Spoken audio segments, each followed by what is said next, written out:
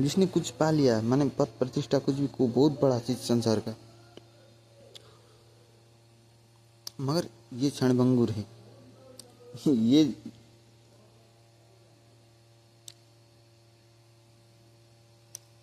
ये तो जाएगा।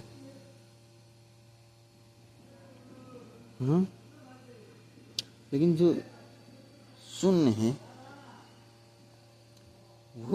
वो किसी से लूटा जा सकता है, जो आपने पाया।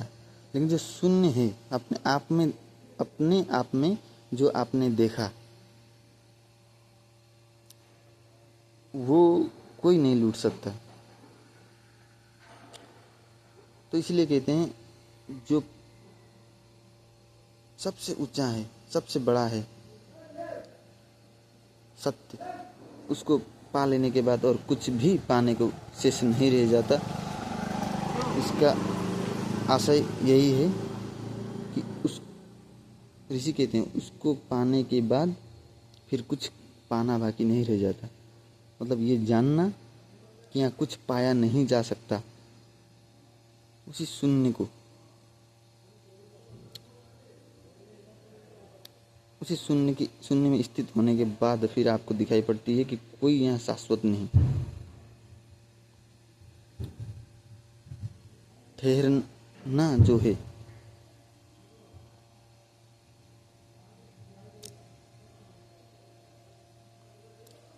आपके मन से जब सारे तार कट गए और मात्र आप रहे, आप माने शरीर की बात नहीं कर रहा हूँ, जो चेतन है, चैतन्य, आप होश में तो हैं लेकिन सब दिमाग के तार कटे हुए हैं, स्थित हैं।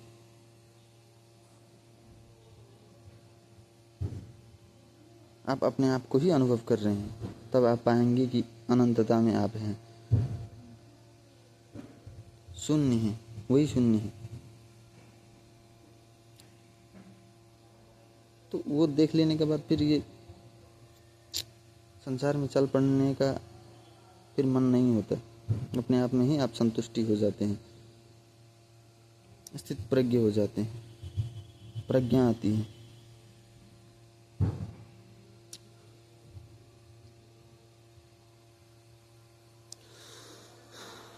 तो ये उसको देखना ही पड़ेगा, तभी बड़ी जीत होगी। क्योंकि सब धोखा है, धोखा ना खाना ही तो सबसे बड़ा अर्जित है जीवन का।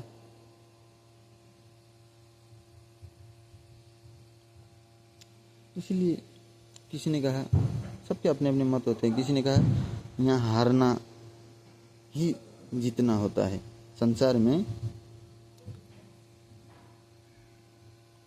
जब कोई अत्यंत उसके ऊपर फिर कोई हार नहीं, उतनी बड़ी हार, तो सबसे बड़ी जब हार मिल जाए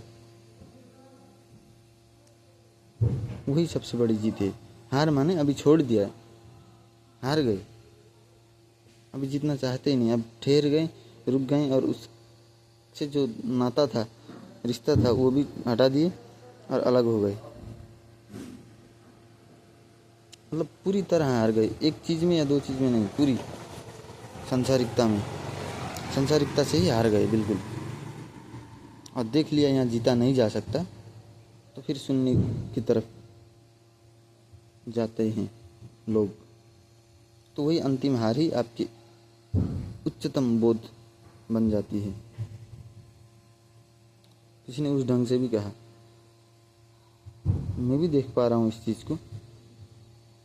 तो ये सारा दर्शन का यही उपयोग है मनुष्य के लिए कि हारो भाई, या तो देख लो भाई, या तो समझ लो भाई। लेकिन यहाँ कोई हारने को तैयार नहीं, जीतने की तैयारी में है, लेकिन मौत, लेकिन बुरी तरह हार जाते हैं।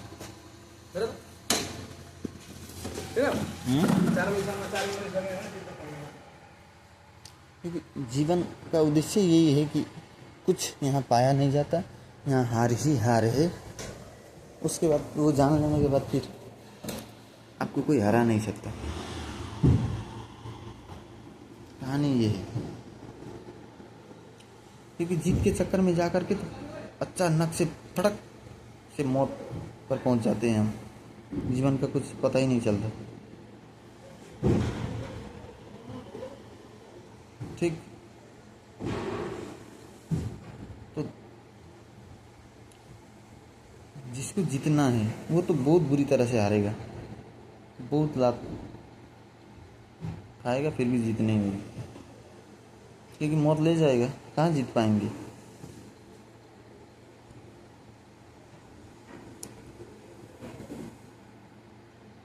तो जब उस शून्य को जान लिया, उस सत्य को जान लिया, उसके बाद फिर कुछ जानने को शेष नहीं रह जाता। ये ऋषि ने बहुत खतरनाक बात कहा है। उसके बाद फिर जीवन एक अभिनय बन जाता है। मान लीजिए एक लीला को भी समझना जरूरी है। लीला क्या है? जब आपने देख लिया कि ये मिथ्या है और उस मिथ्या को देख करके कि सब खत्म होने वाली चीज़ें, सब क्षणभंगुर हैं, सब नश्वर हैं, तब आप फांसी तो नहीं लग सकते, सुसाइड तो नहीं कर सकते, लेकिन वह नाटक करके जी लेना पड़ता है। जी लेना पड़ता है, या उसको जानने के बाद फिर उसका प्रचार के लिए जाया जाता है। वो देख लेने के बाद फिर करुणा आती है मनुष्यों को देख करके कि कहाँ उलझे पड़े हुए हैं, तो उनके सुधार के लिए चलना पड़ता है, या जो बिगड़ा हुआ है उसको सुधारने के लिए चलना पड़ता है।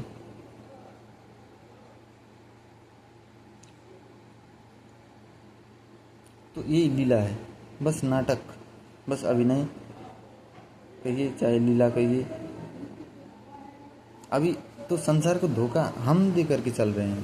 पहले क्या होती थी, हमको संसार धोखा दे दे के, आशा दिखा दिखा करके हमको मौत की ओर ले जा रही थी।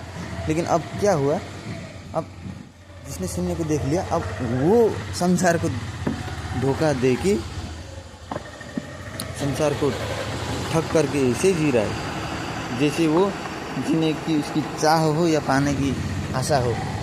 अभी तो जो माया कहते हैं, जिसे माया कहते हैं, जिसे संसार कहते हैं, जिसे क्षणभंगुर कहते हैं, उसको हम माने जो शून्य को देख लिया वो माया को ठग करके चल रहा है। उल्टी हो जाएगी बात जब शून्य को आप देख लेते हैं। तो ये है कहानी। तो ये माया की ठगाव में मत पड़िए, माया को ठगिए, नाटक करके चलिए, जीवन में अभिनय करके चलिए, लीला करके चलिए। लीला इसीलिए तो परमात्मा क्यों भी अवतरित हुए, हमने उनका कहा उनका लीला, तो वही वास्तव में लीला कर रहे थे और मैं भी लीला कर रहा हूँ। लेकिन ये जो लोग कहते हैं तथाकथित कि जीवन एक लीला है, उन्होंने देखा ही नहीं इस चीज़ को। ऐसे ही किए जा रहा है। लीला कैसी है भाई? तुम तो बंधन में हो, जो बंधन में है उसके लिए जीवन लीला कैसे हो गया? जो बंधन में है वो तो संसार में है। तो जो संसार को जिसने जान करके अभी मोह छोड़ दिया, अभी अभिनय कर रहा है, उसी को आप लीला कह सकते हैं। नहीं तो अन्यथा लीला नहीं है वो, वास्तव में वो तो बंधन में ही घूम रहा है, माया का ही दास है वो। और जिसने शून्य को देख लिया वो फिर सम्राट बन जाता है और माया उसकी दासी हो जाती है। संत ने इस पर भी कहा है